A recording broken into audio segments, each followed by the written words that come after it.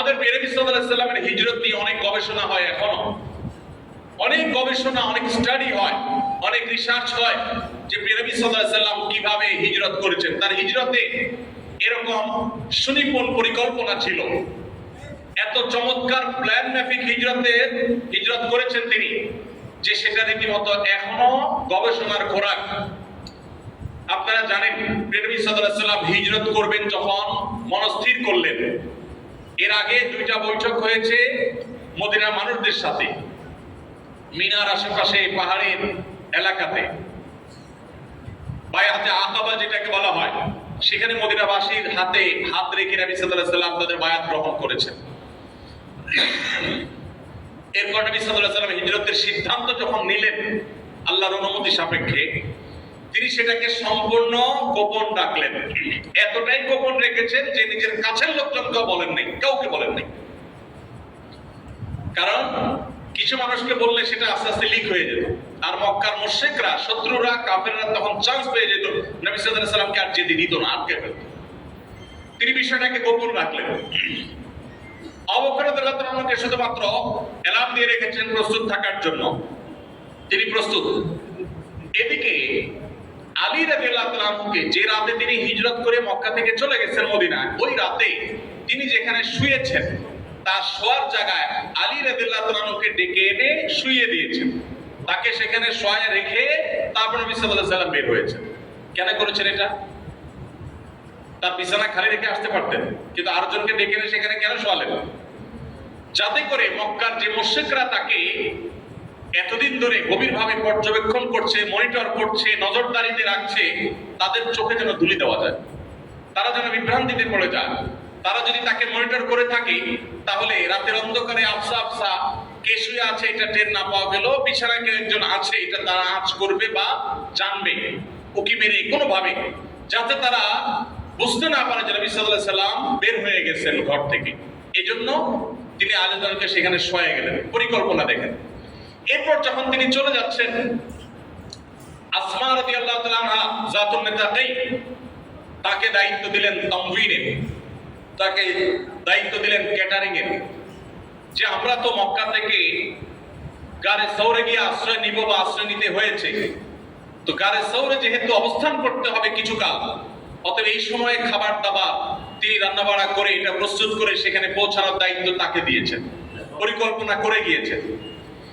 এরপরে আবু বকর রাদিয়াল্লাহু তাআলার ছেলে আব্দুল্লাহ ইবনে আবি বকর, আয়েশা রাদিয়াল্লাহু তাআলার ভাই আব্দুল্লাহ ইবনে আবু বকর রাদিয়াল্লাহু তাআলাকে দায়িত্ব দিয়েছেন যে তোমার কাজ হলো, আমরা যখন মক্কা ছেড়ে ডাইরেক্ট মদিনায় না গিয়ে গারে সৌরে আশ্রয় নিব, তখন তুমি মক্কার লোকজন, শত্রুপক্ষ, কাফেররা কি কি আলাপ আলোচনা করে, প্ল্যান পরিকল্পনা করে, এগুলো আমার কাছে পৌঁছে দিবা, তাহলে আমরা প্ল্যান করতে সুবিধা হবে।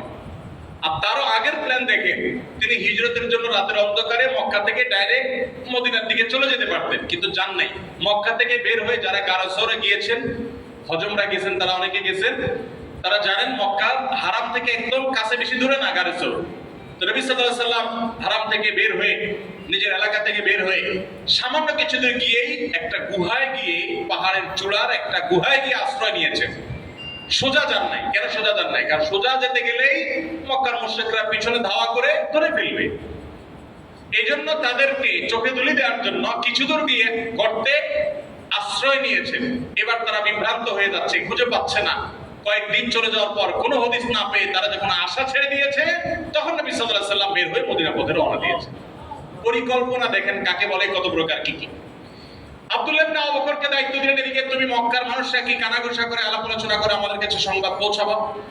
এদিকে আমর ইবনে ফুহাইরা রাদিয়াল্লাহু তাআলা আনহু আরেকজন সাহাবী, তাকে দায়িত্ব দিলেন আব্দুল্লাহ ইবনে আবু বকর যেহেতু আবু বকরের ছেলে, আর আবু বকর যেহেতু নবী সাল্লাল্লাহু আলাইহি ওয়াসাল্লামের সাথে আছে, অতএব এই লোকটা যখন মক্কা থেকে গারে সৌরের দিকে যাবে, তখন যে তার পদচিহ্ন, তিনি যে হেঁটে হেঁটে যাবেন, তার পায়ের ছাপ পড়বে না, এই ছাপগুলো দেখে তো মক্কার মুশরিকরা ওই ছাপ অনুসরণ করে করে আমাদের ধরে ফেলবে।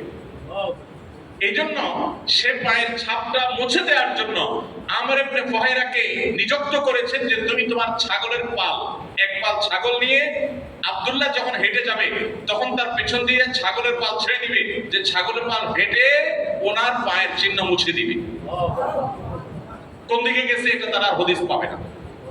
এরপর আব্দুল্লাহ ইবনে উরাইকিন আরেকজনকে দায়িত্ব দিয়েছেন, যিনি মদিনার পথ খুব ভালো করে চিনেন। মক্কার মুশরিকদের তারা যেন বিভ্রান্তিতে পড়ে যায়, তারা যেন বুঝে উঠতে না পারে কোন কোন পথে যাওয়া যেতে পারে, প্রসিদ্ধ পথ এর বাইরে কোন কোন পথ আছে, এগুলো দেখভাল করার জন্য, এগুলোতে রাহবারি এবং পথ নির্দেশ করবার জন্য আব্দুল্লাহ ইবনে উরাইকিনকে রেখেছেন। তাহলে দেখেন এত সুনিপুণ পরিকল্পনা করে হিজরত করেছেন যে মক্কার মুশরিকদের যত প্ল্যান প্রোগ্রাম, তাদের যত প্রস্তুতি সব ভেসে গেল, কোনটা কাজে আসলো না। নবী সাল্লাল্লাহু আলাইহি ওয়াসাল্লাম নিরাপদে হিজরত করে মদিনায় ঠিকই পৌঁছে গেলেন। এই হিজরত আমাদেরকে শিক্ষা দেয় জীবনের প্রত্যেকটা পদে পদে এভাবে সুন্দর সুনিপুণ পরিকল্পনা করে এগিয়ে যেতে হবে। আপনি মুসলমান, ব্যবসা বাণিজ্য করতে নামছেন, 2 দিন উল্টাপাল্টা ব্যবসা বাণিজ্য করে বাকি ঝুঁকি দিয়ে ব্যবসা বাণিজ্য শেখা ছাড়া ব্যবসা করতে গিয়ে ধরা খেয়ে এরপরে বলতেছেন আমি আল্লাহর নাম নিয়ে ব্যবসা শুরু করছি, 2 নম্বরই করি নাই, তারপরও আল্লাহ আমারে বরকত দেয় না, আমার ব্যবসা শেষ হয়ে গেছে। আপনি সুন্দর করে পরিকল্পনা করেন নাই, দৌড় দিচ্ছেন কার? আল্লাহ। আছে না নাই আমাদের জীবনে এরকম? ভাইরা আমার, হিজরত আমাদেরকে শিখায় মুসলমান তার জীবনের প্রত্যেকটা কাজকে তার আল্লাহর দেওয়া বিবেক বুদ্ধি খরচ করে সর্বোচ্চ সুন্দরভাবে পরিকল্পনা করে খুবই সুন্দরভাবে সাজিয়ে গুছিয়ে তারপর কাজ করবে। এই শিক্ষা ইসলাম দিয়েছে। এবং প্রত্যেকটা মানুষের মধ্যে প্রোডাক্টিভিটি আছে, অ্যাডভান্টেজ আছে, সৃষ্টিশীলতা আছে, বিশেষ যোগ্যতা আছে, কাজে লাগাতে হবে। অনেকে কাজে লাগাতে না পারে শুধু দোষারোপ করেন। দোষারোপ নাই, প্রত্যেকের প্রয়োজন অনুযায়ী তাকে কাজে লাগাতে। নবী সাল্লাল্লাহু আলাইহি ওয়াসাল্লাম এখানে কতগুলো মানুষকে কাজে লাগিয়েছেন, কাকে দিয়ে কোন কাজ হবে তাকে সেই কাজের জন্য সেট করেছেন। তাহলে তিনি আমাদেরকে পরিকল্পনার শিক্ষা দিয়েছেন হিজরতের মাধ্যমে।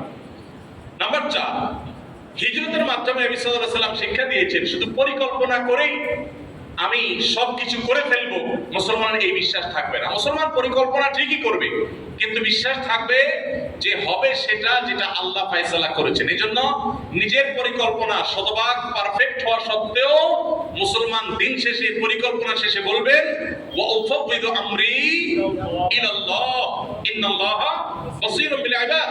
আমি আমার চেষ্টা অনুযায়ী প্ল্যান প্রোগ্রাম করেছি আর পুরো বিষয়টাকে আমার রবের কাছে ন্যস্ত করে দিয়েছি। আল্লাহ দেখছেন সবকিছু, অতএব আল্লাহ যা করেন সেটাই হবে, আমার প্ল্যানেই যে হবে তা নয়, প্ল্যান আমার করা সর্বোচ্চ ভালোভাবে আমি করেছি। এরপর সে ভরসা করবে, তাওয়াক্কুল করবে কার উপরে? আল্লাহর উপরে। কিরকম ভরসা? যে তার জীবনে সবচেয়ে বড় বিপদ যদি আসে, পায়ের নিচ থেকে মাটি সরতে সরতে সরতে সরতে যদি একেবারে শূন্য হয়ে যায়, তার যদি পিঠ দেয়ালে ঠেকেও যায়, তারপরও সে বলবে লা তাহজান ইন্নাল্লাহা মা'ানা। নবী সাল্লাল্লাহু আলাইহি ওয়াসাল্লাম হিজরতের সময় বলেন নাই?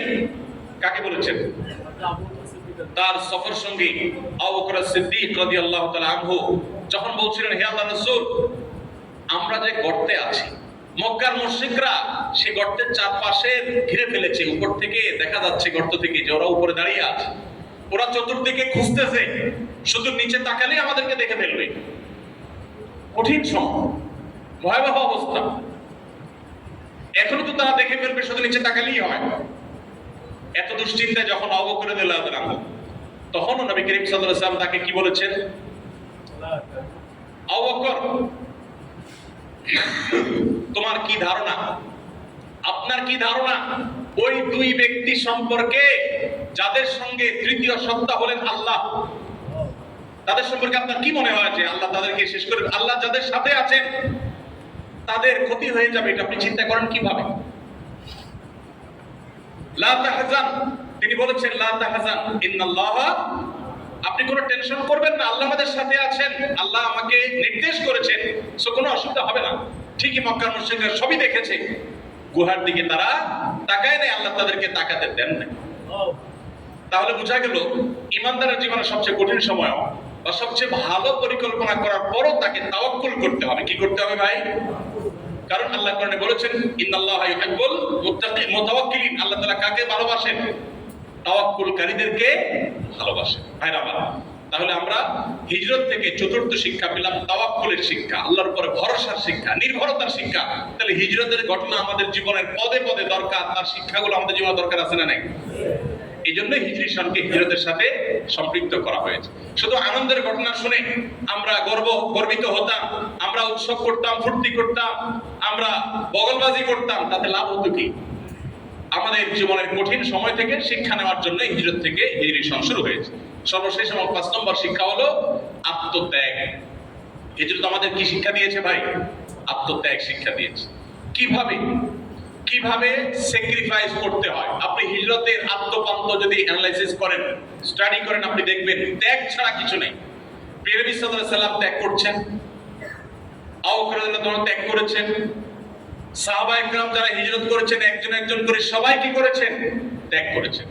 অতএব কোন মুসলমান আল্লাহর প্রিয় পাত্র হতে হলে, জান্নাতি হতে হলে তার ত্যাগ ছাড়া আল্লাহর প্রিয় পাত্র হওয়ার, জান্নাতি হওয়ার কোনো সুযোগ। এখন আপনি প্রশ্ন করতে পারেন, ভাই নবী করিম সাল্লাল্লাহু আলাইহি সাল্লাম নিজের মাতৃভূমি ত্যাগ করে মদিনায় এসেছেন, সাহাবায়ে কেরাম যারা হিজরত করেছেন সবাই মাতৃভূমি ত্যাগ করে মদিনায় এসেছেন, তাদের জীবনের ত্যাগ করেছেন, বাট আমরা কিভাবে ত্যাগ করব? এই প্রশ্নের উত্তর নবী সাল্লাল্লাহু আলাইহি সাল্লামের ভাষায় আমি দিতে চাই। বুখারী মুসলিম একযোগে বর্ণনা করেছেন, নবী করিম সাল্লাল্লাহু আলাইহি সাল্লাম বলেছেন, ওয়াল মুহাজিরু মান হাজারা মা নাহাল্লাহু আনহু। আল্লাহর কাছে মুহাজির ওই ব্যক্তি, শুধুমাত্র মাতৃভূমি ত্যাগ করলেই মানুষ হিজরতকারী হয় না, তারা তো হিজরতকারী আছেনই, এর পাশাপাশি আল্লাহ যা নিষেধ করেছেন সেই নিষিদ্ধ বস্তুকে যে ব্যক্তি ত্যাগ করে আল্লাহর খাতিরে, মাতৃভূমি ত্যাগ করতে যেরকম মানুষের কষ্ট লাগে, দুঃখ লাগে, মন চায় না, তারপরে তাকে ত্যাগ করতে হয়, ঠিক একইভাবে কোন হারাম, কোন অন্যায়, কোন অপরাধ, কোন খারাপ কাজ এটা ত্যাগ করতে মানুষ চায় না, কিন্তু আল্লাহর জন্য যদি সে ত্যাগ করে, সে যদি স্যাক্রিফাইস করে, সে যদি ছেড়ে দেয়, এই ব্যক্তি আল্লাহর খাতে মুহাজির হবে ইনশাআল্লাহ। তাহলে আমাদের মুহাজির হওয়ার সুযোগ হারাম কাজ বর্জন করার মধ্য দিয়ে। আপনি সুদ ঘুষের কারবার করতে পারেন, সবাই করে লাল হচ্ছে, বাট আপনি করছেন না, ত্যাগ করছেন। এই যে স্যাক্রিফাইস করছেন, এটাই হলো আপনার হিজরত। এটাই হিজরত শব্দের অর্থই হলো ত্যাগ, এটা হলো আপনার স্যাক্রিফাইস। মুসলমানের জীবনটাই হবে স্যাক্রিফাইসের, বিনিময়ে লাভ করবে অনন্ত অসীম কালের জান্নাতের। আর যারা মুসলমান না, তারা দুনিয়াতে ভোগ করবে, ভোগ করতে চাইবে, বাহ্যিকভাবে ভোগ করবে হয়তো, বাট মানসিক প্রশান্তি তাদের হবে না। দুশ্চিন্তা, ডিপ্রেশন, মনের কষ্ট নিয়ে তাদের জীবন তারা পার করে ফেলবে। গোটা পৃথিবীতে উন্নত দেশগুলোকে নিয়ে একটু ভাবেন, একটু দেখেন, একটু চোখ কান খোলেন। ফিনল্যান্ডের মতো দেশ, সুইজারল্যান্ডের মতো দেশ, পৃথিবীর যে দেশগুলোকে বলা হয় প্রতি বছর জরিপে তারা সবচেয়ে সুখী দেশ হিসেবে 1 নম্বর হয়, চ্যাম্পিয়ন হয়, সে দেশগুলোতে মানুষের সুখের অবস্থা দেখেন। সুখীদের বলা হয় বিভিন্ন ক্রাইটেরিয়া, তাদের পরিবেশ, অপরাধ প্রবণতা কম থাকা, তাদের শিক্ষা দীক্ষার ব্যবস্থা, তাদের ওখানকার এনভায়রনমেন্ট, প্রকৃতি, সব কিছু মিলিয়ে, আর্থিক অবস্থা, এগুলো মিলিয়ে তাদেরকে সুখী দেশ হিসাবে নিরূপণ করা হয়, নির্বাচন করা হয়। কিন্তু ব্যক্তিগত পর্যায়ে মানুষের মধ্যে ডিপ্রেশন, কষ্ট, মনোবেদনা এত বেশি যে আত্মহত্যা করবার জন্য রাষ্ট্র জনগণকে আইন করে অধিকার দিয়ে দিতে হয় যে মরতে চাই বা মরতে পারো, এত বেশি মানুষ নিজে নিজে মরতে চায়। ভাইরা আমার, মানসিক অশান্তির কারণে মানুষ মরতে চায়, বাঁচতে চায় না। অনেক টাকা পয়সা আছে কিন্তু শান্তিটা নাই। কিন্তু মুসলমান ত্যাগের মধ্যেও শান্তি পায়। আল্লাহর জন্য যারা ত্যাগ করে শান্তি পাওয়ার এই অভাবনীয়, অবর্ণনীয় স্বাদ এবং এই তৃপ্তি যাদের আস্বাদন করার তৌফিক হয় নাই, আমি বিনীতভাবে তাদেরকে অনুরোধ করতে চাই, আল্লাহর জন্য ত্যাগ করে দেখেন। জীবনে ভোগের আনন্দ তো বহু দেখেছেন, ত্যাগের আনন্দ দেখেন নাই। সাধারণত ত্যাগ করলে মনে হয় যে কষ্ট হবে, কিন্তু আল্লাহর জন্য স্যাক্রিফাইস করতে মানুষের কষ্ট হলেও স্যাক্রিফাইসের পরবর্তীতে অবর্ণনীয় তৃপ্তি অনুভব হয়, যেটা পৃথিবীর সমস্ত ভোগ একত্র করলেও তার সাথে তুলনাযোগ্য হয় না। এই জন্য ভাই, আল্লাহর জন্য সব অন্যায় বর্জন করবো তো ইনশাআল্লাহ।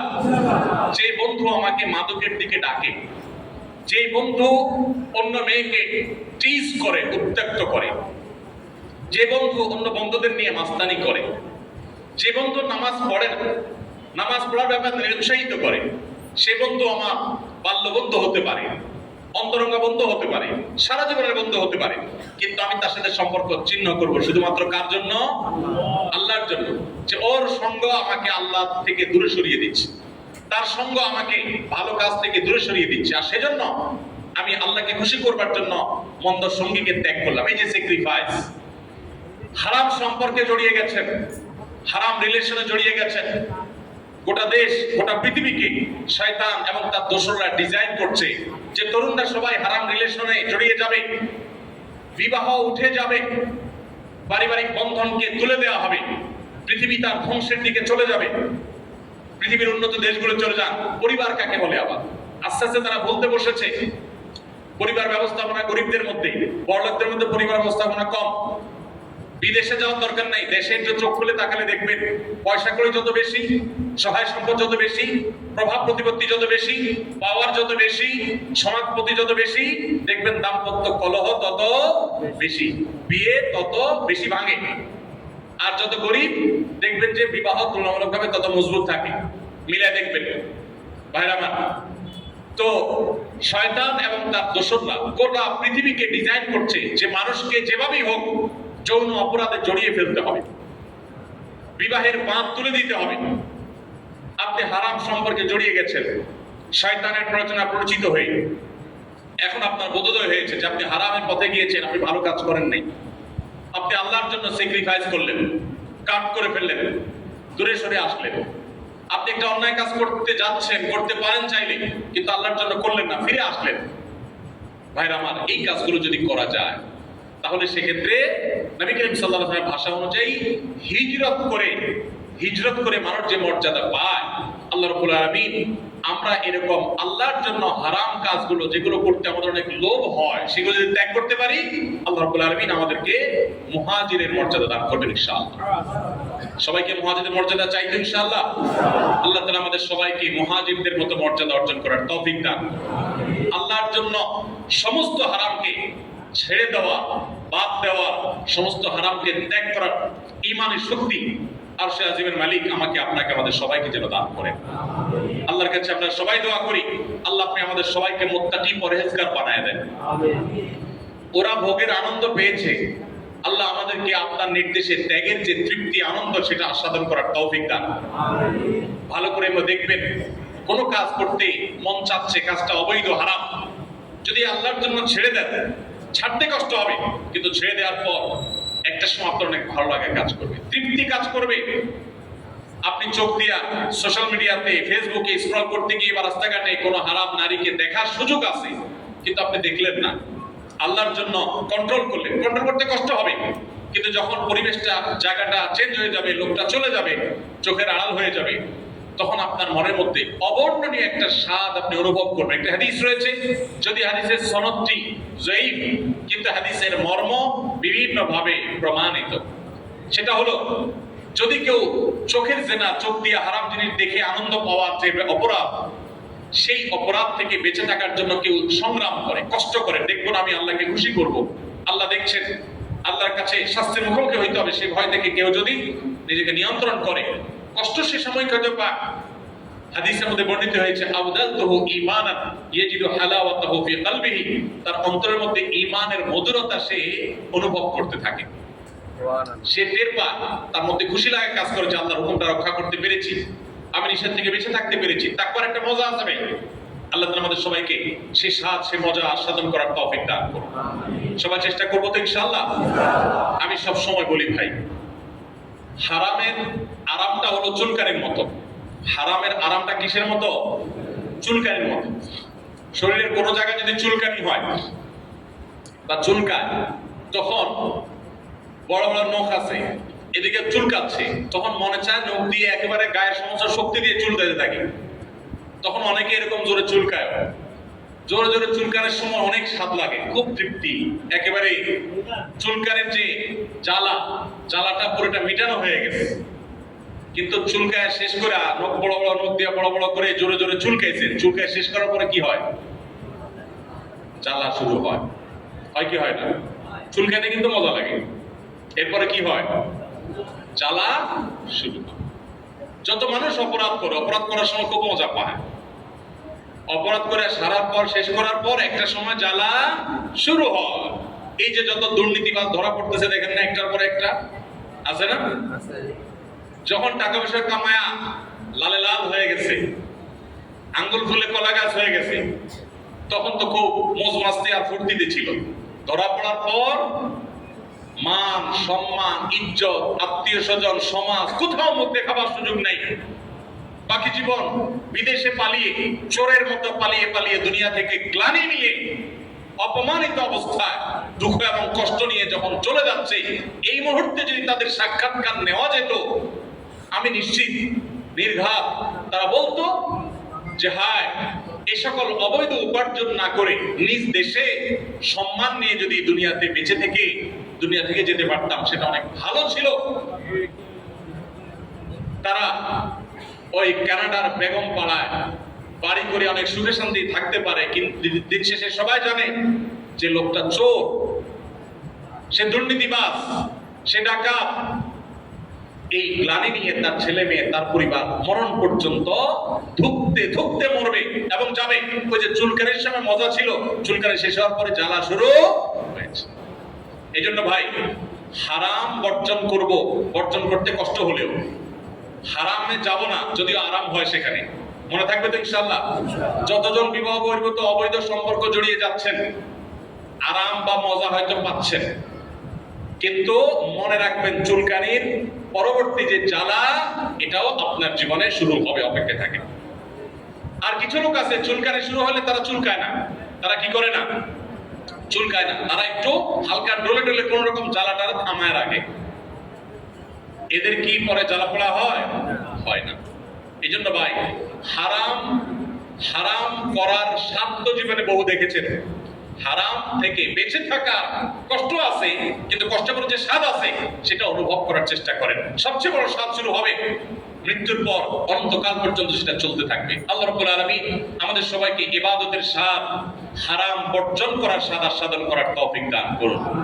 গোটা পৃথিবীর মানুষ যদি অপরাধের স্রোতে গা ভাসাতে থাকে, আল্লাহ আমাদেরকে স্রোতের বিপরীতে চলার তৌফিক দান করুন। হিজরতের শিক্ষা আমাদের জীবনের পদে পদে ধারণ করার তৌফিক দান করুন। মনে থাকবে তো ইনশাআল্লাহ ভাই? আমরা আবারও বলছি, এক নজরে হিজরতের শিক্ষাগুলোর ভিতরে 1 নম্বর হলো, হিজরত আমাদেরকে শিক্ষা দেয়, স্মরণ করিয়ে দেয় যে আমরা যখনই জীবনে সততার পথে চলবো, সত্যের কথা বলবো, তখনই সেখানে বাধা আসবে, মন চাইবে না, মানুষজন চাইবে না, আত্মীয় স্বজন চাইবে না, নানা রকমের বিপদ আসবে, বিপত্তি আসবে। এগুলোর জন্য আগে থেকে প্রস্তুত থাকবো। কিন্তু যত বিপদই আসবে, নবী সাল্লাল্লাহু আলাইহি ওয়াসাল্লাম যেরকম হিজরতে নিজের আদর্শকে বিকিয়ে দেন নাই, আমরা আমার আদর্শে কোনো ছাড় দেব না। ঈমান এবং তাওহীদে কোনো ছাড় দেব। নবী সাল্লাল্লাহু আলাইহি ওয়াসাল্লাম যেরকম নিজের মাতৃভূমি ছেড়ে দিয়েছেন, তবু ঈমান ছাড়ে নাই। আসহাবে কাফের যুবকেরা ঠিক একইভাবে নিজের মাতৃভূমি ছেড়ে দিয়েছেন, তবু তাওহীদ ছাড়েন নাই। আমিও আমার জীবনে সবাইকে ছাড়তে হয়, ছাড়বো। সবার সাথে সম্পর্ক ছিন্ন হইলেও হোক, সবাই নাখোশ হলেও হোক, তো আমি আমার আদর্শ আর ঈমান কখনো ছাড়বো না। হিজরত আমাদেরকে শিক্ষা দেয়, জীবনে যত বিপদই আসুক না কেন, সেই বিপদ চিরকাল প্রলম্বিত হয় না, খুব অল্প সময়ের মধ্যেই সেটা দূর হয়ে যায়। রাতের গভীরতা, অন্ধকার যত বাড়তে থাকে, সকালের আলো তত নিকটবর্তী হতে থাকে। হিজরত করেছেন নবী করিম সাল্লাল্লাহু আলাইহি ওয়াসাল্লাম, সাহাবায়ে কেরাম নিজের মাতৃভূমি ছেড়ে চলে আসতে হয়েছে, বেদনাদায়ক ঘটনা। কিন্তু এর অল্প সময়ের ব্যবধানে আবার এই মক্কা তারা বিজয় করেছেন, একরকম রক্তপাত ছাড়া বলতে গেলে। অতএব জীবনের পদে পদে যখনই দুঃখ আসবে, হিজরত আমাদেরকে প্রেরণা দিবে যে ইন্না মাআল উসরি ইসরা। 3 নম্বর, মুসলমান প্রত্যেকটা কাজ অত্যন্ত সুনিপুণ পরিকল্পনা করে গুছিয়ে সুন্দরভাবে করবে, তার সাধ্য অনুযায়ী ভালোভাবে করবে। কোনো দুর্বলতা নিয়ে অর্ধেক মার্কা কাজ করবে না, যেটাই করবে ইন্নাল্লাহা ইউহিব্বু ইযা আমিলা আহাদুকুম আমালান আইয়ুতকিনাহু, সুন্দরভাবে ভালোভাবে করবে। সেটা আমরা হিজরত থেকে শিক্ষা গ্রহণ করলাম। নবী সাল্লাল্লাহু আলাইহি ওয়াসাল্লাম কিভাবে হিজরতের প্ল্যান সাজিয়েছেন সেখান থেকে। 4 নম্বর হলো, এত প্ল্যান পরিকল্পনা করার পরও আল্লাহর প্রতি তাওয়াক্কুল হবে আমাদের মূল ভরসার জায়গা, মূল শক্তির জায়গা, যেমন নবী সাল্লাল্লাহু আলাইহি ওয়াসাল্লামের ছিল। তিনি এত কিছু করার পর আল্লাহর উপর ভরসা করেছেন। যখন কাফেররা গুহার মাথায় মুখে চলে এসেছে, তখনও বলছেন লা তাহজান ইন্নাল্লাহা। ঈমান কোন লেভেলে থাকলে শত্রুর চোখের সামনে এসে বলছেন আল্লাহই রক্ষা করবেন, দৃঢ় চিত্তে এই কথা বলতে পেরেছেন। এখান থেকে আমরা শিক্ষা পাই, জীবনে যত কঠিন সময় আসুক, আল্লাহর প্রতি তাওয়াক্কুল বা ভরসা কখনো ছাড়া যাবে। এরপরে যদি আমি বিপদে পড়ে যাই, তাহলে বুঝতে হবে আল্লাহ এর মধ্যেই আমার কল্যাণ রেখেছেন। 5 নম্বর সর্বশেষ হলো, হিজরত মানেই হলো ত্যাগ, স্যাক্রিফাইস, সাহাবীদের স্যাক্রিফাইস, নবী সাল্লাল্লাহু আলাইহি ওয়াসাল্লাম স্যাক্রিফাইস, মুহাজিরদের স্যাক্রিফাইস, পরিবারের সদস্যদের স্যাক্রিফাইস, জমি জমা রেখে, সম্পদ সম্পত্তি রেখে, প্রিয়জনদেরকে রেখে, আত্মীয়স্বজন রেখে চিরকালের জন্য চলে যাচ্ছে এমন এক গন্তব্যের উদ্দেশ্যে, যে গন্তব্য থেকে আবার কখনো নিজের মাতৃভূমিতে আসতে পারবেন কিনা নিজেও জানতেন না। এই স্যাক্রিফাইস, এটা ইমানদারের জীবনের সবচেয়ে গুরুত্বপূর্ণ বিষয়। স্যাক্রিফাইস ছাড়া, ত্যাগ ছাড়া ইমানদার কখনো ইমানদার হতে পারে না। অতএব হিজরত আমাদেরকে স্যাক্রিফাইস শেখায়। আমরা সকল হারাম বর্জন করার ক্ষেত্রে, সকল ইবাদত করার ক্ষেত্রে আল্লাহর নির্দেশকে সবকিছুর উপরে প্রাধান্য দিয়ে অন্য সবকিছুকে স্যাক্রিফাইস করবো তো ইনশাআল্লাহ। আল্লাহ আমাকে আপনাকে আমাদের সবাইকে আমল করার তৌফিক দান। জাযাকুমুল্লাহু খাইরান ওয়া আখিরু দাওয়ানা আলহামদুলিল্লাহি রাব্বিল আলামিন। নামাজ কখন